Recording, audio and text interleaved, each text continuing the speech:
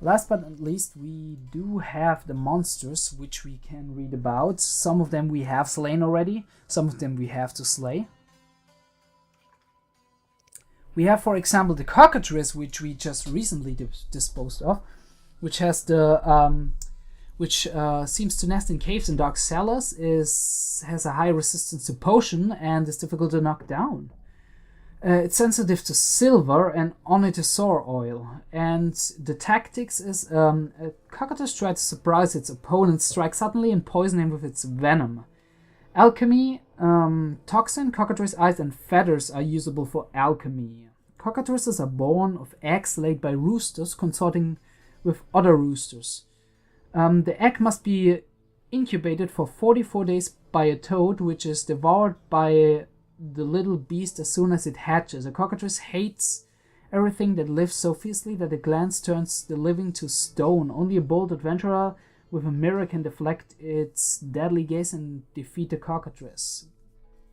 I think that's a disbelief about the cockatrice with the gaze. That's just stories, as far as I know from the books. We got the Algul.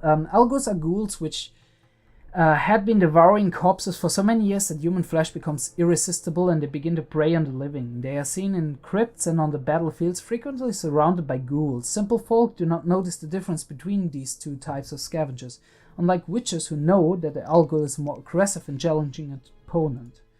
Barghests. People say that Barghests are specters which materialize as ghastly dogs and persecute the living. According to some folk tales, these monsters are the scouts of the wild hunt. Other legends say the ghosts appear as a sign of divine retribution and body revenge, which would make sense actually based on what we have seen with the Reverend and the Beast. However, all tales agree on one point: Barghests showed the living no mercy, as most monsters.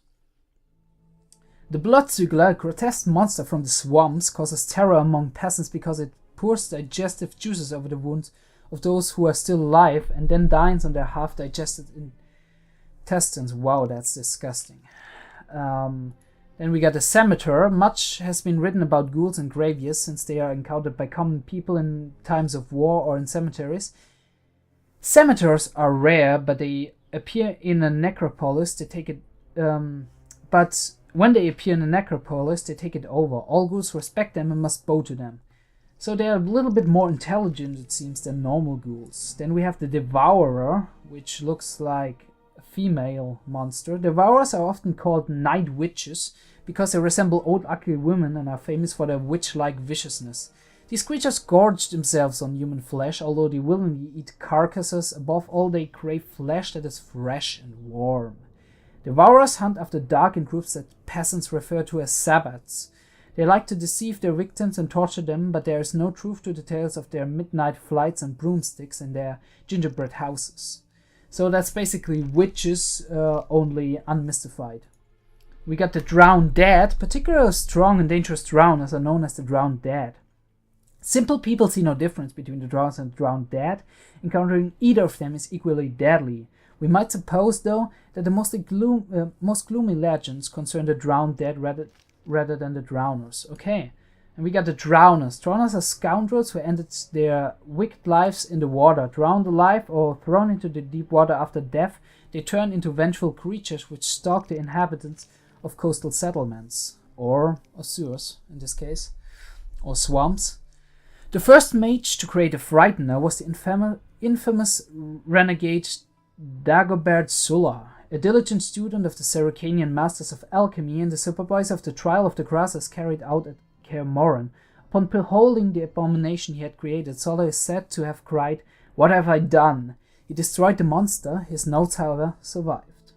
So the Frightener is something created by magic and not occurring in the normal habitats. Good to know. Ghoul. Ghouls are said to have been humans who were once forced into cannibalism and after many years spent in dark crypts underwent a horrifying transformation.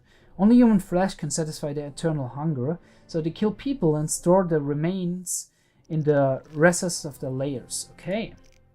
Then we got the Graveyard, which looks like a ghoul, just a little bit more strong. After the war with Nilfgaard, Gravius became a real plague. Then the monsters were familiar only to the specialists and professional beast killers, thus everyone mistook them for ghouls. Today, any child could give an accurate description of a gravier, and people who have passed near battlefields or necropolises offer first-hand accounts of the horrible murders committed by these ruthless necrophages. Then we get the Night Wraith. Night Wraiths are born of moonlight, wind, and the earth, cooling after the heat of the day. They rise above the ground and whirl in a mad dance, which should not be seen by any mortal. If caught peeping, the mortal is blinded by moonlight and taken into the circle and forced to dance until he expires, at times becoming a Night Wraith himself. Well, that's a horrible fate, I'd say.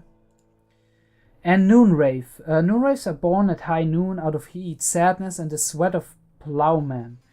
In the hot air above the fields, they gather to dance madly, creating air vortexes, but the specters dislike being watched. Those who peep are forced to dance with them. Noon Wraiths stop their dance when the sun goes down. Once the abducted mortal is long dead from fear and exhaustion. The Wild Hunt. Okay, we got a picture. The Wild Hunt is a horde of specters that roams the sky during storms and is an omen of disaster. The appearance of the Wild Hunt foreshadows a war and woe, much as a comet does. The spectral Wild Hunt sometimes appears in nightmares of the cursed or those touched by destiny. Then we got a Wraith. If you want to get rid of a Wraith, you must first find its body. Try searching on unhallowed ground or in the corner of a cemetery where outlaws are buried. When you dig up the corpse, you will discover that it is not rotten and that there is blood on its lips. Pierce the corpse with an aspen stake, cut off the head and place it between the corpse's legs to make certain that the Wraith will never return. Set the corpse on fire. To make certain that the Wraith will never return, set the corpse on fire. One failed step will mean your demise. Okay. So we obviously there's a difference. We got bosses like the Frighten and the Wild Hunt and normal monsters here. Characters, we went through all of them, and the quests, well, what do we have to do now? Let's see. We have a lot of things going on that are more or less, we have to wait for things to unfold, like Berengar is dead, sad tidings for Vesemir when I see him again, or Game of Dice, or Suspect Kalkstein. Thaler, however, he could help me maybe get into the get some information out of on these other people, because I think he's hiding something. I don't know what, but I think he's hiding something. Considering this one here, the cannibal, we have to think about what we do with him. Dog Teller, we don't have enough of that at the moment. Echinops, obviously, we have to find them in the swamps as well as the wolves. But aside from that, we can do a lot. So next time we will talk to Thaler and see what we can do there. And yeah, after we finish talking to Thaler, and if nothing has come up, we're going back to the swamps doing some work against those guys. We don't have any new contracts, we don't have anything we can really do, so the only thing to do is actually talk to a few guys and then go back to the swamps.